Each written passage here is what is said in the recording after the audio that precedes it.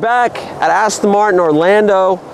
Today we've got a DBX 707, one of my all-time favorite super SUVs. You know what? No, strike that. It is my favorite super SUV. From the way it drives to the way it looks, and that's what we're going to talk about right now. We're going to talk about how this car looks, and you might have to forgive me. It is a windy day in Florida. It's a bit of a chilly day in Florida, so I'm wearing this, and hopefully this microphone is holding up. Let's start at the front of the car. The 707 gets a wider grille, and it's all the better for it. I think it looks fantastic. The air dams over here. It's such an aggressive looking car, such a beautiful looking package. All of this, the blacked out emblems look terrific. Bigger wheels, bigger brakes, crazy vents.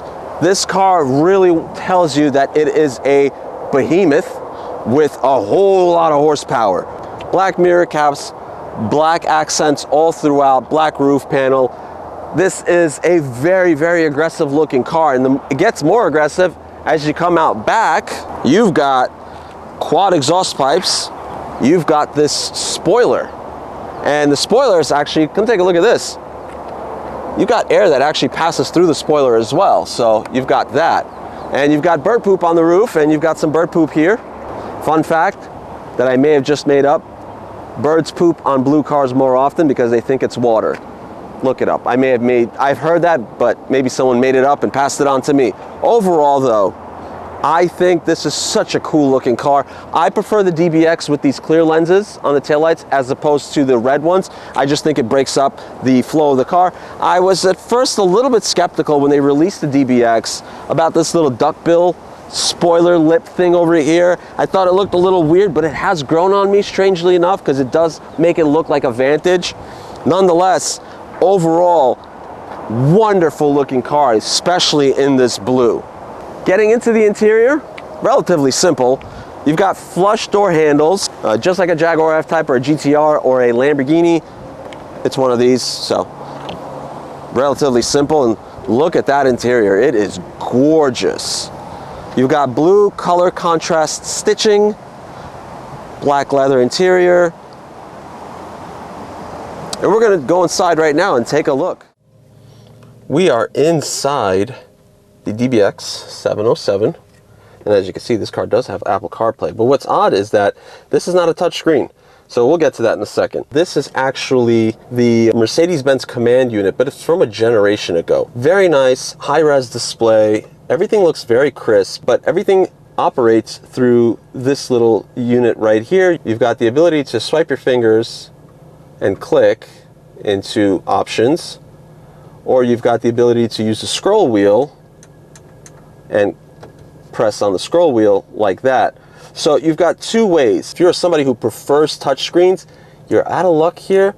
There is no touch capability. You have some shortcuts here. You've got a back button, you've got a home button. Same thing here. So there's this interesting little redundancy here. I'm not sure if this is necessary. They effectively have the same exact function. Nonetheless, it's there, depends on your personal preference. I actually think that it would have been a little bit more useful to have a touchscreen and have the scroll wheel, and you pick and choose which you want to use. You've got some buttons over here. You've got the screen power, you've got the exhaust, you've got lane keep assist, you've got the suspension. You can lower the suspension to kind of get in and out of the car a little easier, or load stuff in and out of the car. You've got your parking cameras, park assist, automatic start stop, hazards, very simple stuff here. Traction control, your drive modes, and your suspension stiffness. It's all very, very simple. There's not a whole lot of complication in this car. The AC controls are very simple as well. You've got your fan speed here. You've got the direction of the air blowing. You've got your temperature right here. And then everything else kind of simplified as well. You've got your HVAC menu, AC on and off, recirc, and then oddly enough, your door locks are here. So that's very, very bizarre, because you've got really nothing here besides mirror controls and windows. So very, very unencumbered door panels. And then you've got your steering wheel. Straighten that out. Got your steering wheel. Very, very simple column mounted paddle shifters. So they stay in place at all times. I usually prefer wheel mounted, but yeah, everybody has their own preference. Nothing crazy going on here. You've got some driving assist shortcuts over here, and you've got your Bluetooth, cruise control, volume, etc., etc. So that is the interior. Now, as far as quality, I really like the quality on this car. I think this leather is gorgeous. Look at that. Look at that work. The stitching is beautiful. The perforation is wonderful. The shape of the seats is so wonderfully done too. Driving this car and tossing it around left and right, I stayed in place at all. You've got a wireless charger underneath there, and we're going to test it right now. But my phone's moving about, and I don't think that's going to charge very well that way if the phone constantly keeps moving around there. Yeah, it's an awkward position. Nonetheless, it worked somewhat. You've got your cup holders here, a pretty decent center console storage area. You've got USBs, SD card, 12 volt, not bad. And lastly, the glove box. Decently sized, actually, not bad as well. Let's take a look at the back seat. In the back seat, we've got a decent amount of leg room. This seat is configured to my preferences, and if I were to move here, I got a ton of leg room. I'd say there's about a foot in front of my knees. So I've got a ton of leg room here. Some simplified controls for the seats, cooled and heated seats, some AC, doors lock unlock, USB ports, and that's about it. Not a whole lot else going on back here. Simple cup holder storage. That's it. That is the interior. Overall, I'm a fan of this interior. I like the simplified layout. I like that it has Apple CarPlay. I don't think I saw Android Auto. Nonetheless, sharp interior. I like it a lot. Let's pop the trunk and the hood. It's not here. The trunk is actually over here. It's underneath the center console where the wireless charger is. So that's an odd location. But to pop the engine bay, you actually have to go on this side because it's a British car. I figured they probably didn't want to reroute the wiring or whatever. The release latch is actually over here. And now we've opened it. So, not really sure how to feel about this because this is an AMG. It's a 4-liter. They do repurpose this. It says hand-built in Great Britain. I assume that's true. Final inspection by Mr. Lee Blake.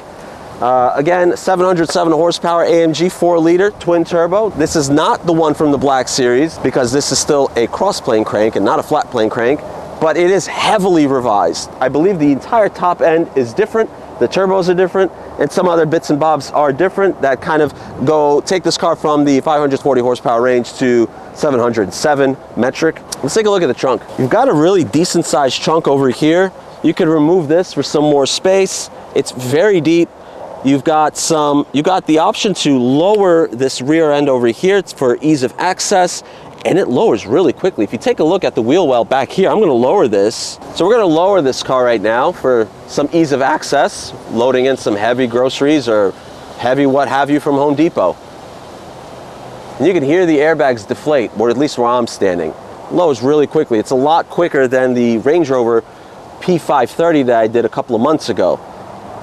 Now let's bring it back over here. You can also fold down the rear seats with a pair of buttons as well here. Take a look at that. So here we go. I'm gonna lower both seats, or at least I'm gonna unlatch them. Here we go. And that's how you lower the seats on a DBX. All right, we are in the DBX 707 now, and it's a bit of an unconventional system over here to kind of put the car in gear and start driving. You've got buttons, just like a handful of other cars now. So we're gonna put this into drive. And unfortunately, you can't just flick the paddle and go, but it's okay. So here we go. I've driven a 707 once before. It was a demo pre-production model, and I absolutely loved it. I like the DBX 707 more than I like the Lamborghini Urus. It comes down to the exclusivity, the fact that it looks the way it looks. I couldn't even split the score if I had to. I think they'd score about the same as far as looks go. One of the key things to me about this car is that it feels faster than the Lamborghini Urus.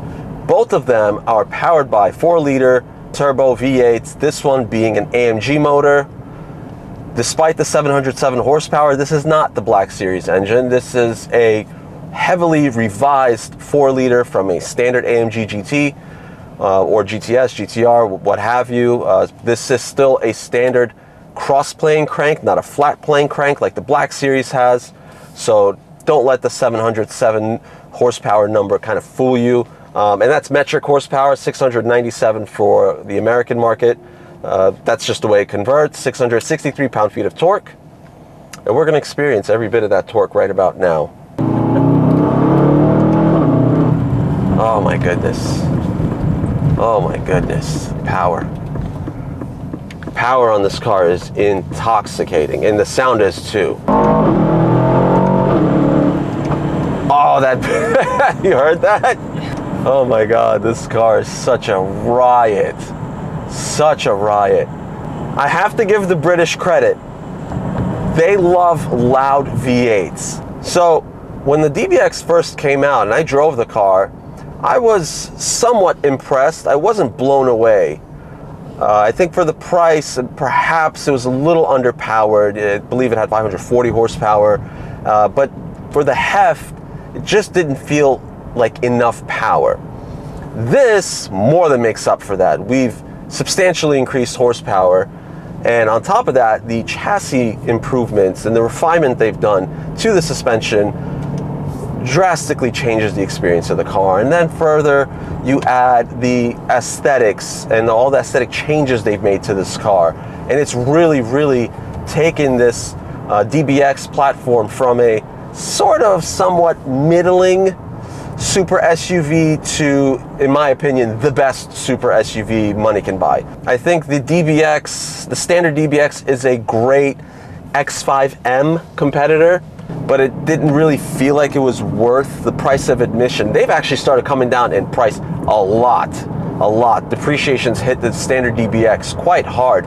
Now they're a bit of a used car bargain. I would really look at a pre-owned DBX with heavy consideration, because you can get them for about $130, $135, and they're still under warranty because they're relatively new cars. So we're gonna go in here. We're gonna kind of throw this car around a little bit, see how it handles. Here we go. And by the way, I'm in GT mode, which is the comfort mode, effectively. Wow.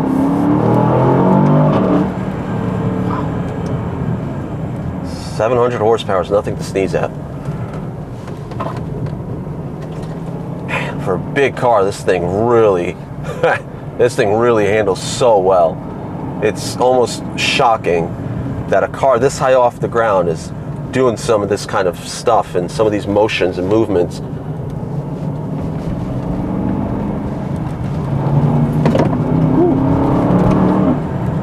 So now we're going to dial it up a little bit. That was pretty impressive in GT. We're going to go into Sport Plus. Let's see what we can do in Sport Plus. Well, the suspension firmed up immediately. The suspension's really firmed up now. The steering has gotten way more responsive, a lot dartier. Yeah. Throttle's gotten more responsive as well. Gonna go around this bend. Wow. Wow. I can't believe I'm doing this in a 3-ton SUV. This is so crazy. I'm still blown away that these SUVs can be doing these things that supercars were doing just about a decade ago. I've mentioned that before, and it just never fails to amaze me. I think this is such a crazy feat where the car industry is today. The power is incredible. So this car can hit the quarter mile in 11.5 seconds at 120 miles per hour. And that is a tick quicker than the Lamborghini Urus. Now, I know we have the Lamborghini Urus Performante, which has about 30 more horsepower or so, but unfortunately, some of the tests that we've seen from the Performante do not indicate that the car is any faster straight line. They barely indicate that the car is any faster on a track, for example. And there seems to be some weight penalty with the Performante. So if you're considering a Performante over a standard Urus, I wouldn't even waste your money. Let's go around this turn one more time. Wow. This is such an impressive car. Really, really, truly impressive car. I am absolutely amazed. This is my favorite SUV by far. I just think the way it sounds, the way it looks, the way it handles. And you know what? I have to say, I also think I prefer the interior of this car more than an Urus. The reason why is because it doesn't feel like I'm sitting in an Audi. And like I said, Audis make wonderful interiors, but those interiors start with essentially a A6 or a Q5. And this car doesn't make me feel like I'm sitting in a $50,000 car. I think Aston Martin's done a really great job at differentiating this interior from a Mercedes interior, because this is a one generation older command system from Mercedes. And by the way, I have to say, even though we've switched modes and the ride is firmed up, it's still incredibly daily driver friendly. See, this is the kind of stuff that I prefer. I'm not really a Rolls-Royce type of person. I like my cars with a bit of edge. Don't really like soft, supple, cushiony, magic carpet rides. Just not into that. I never have been. I can understand why some people are. They don't like to be stressed out by cars. They just kind of want to waft their way through traffic. Me, not really. I want to enjoy the car. I want to kind of get to feel everything that it's doing, and I think cars like the Jaguar F-Pace SVR, the BMW X5M to some extent, and the Lamborghini Urus on the other side of the spectrum, and so is the DBX 707, they give you that feeling. They make SUVs extremely fun. Right now I'm in comfort mode. Let's see how it does over some rumble strips. 3, 2, 1. Okay, not bad. Not bad. Sport Plus, about the same, impressively enough. So that's not a big difference in sharp impacts like rumble strips. You can feel the handling change, you can feel the steering change, but oddly enough, things like that, the suspension is designed very well to cope with sharp impacts and not always basically crack your skull open with the sound of the impact. So build quality is wonderful. There is not a single rattle in this car, despite all of these rumble strips and the speed bumps and all that stuff. This is not the best road.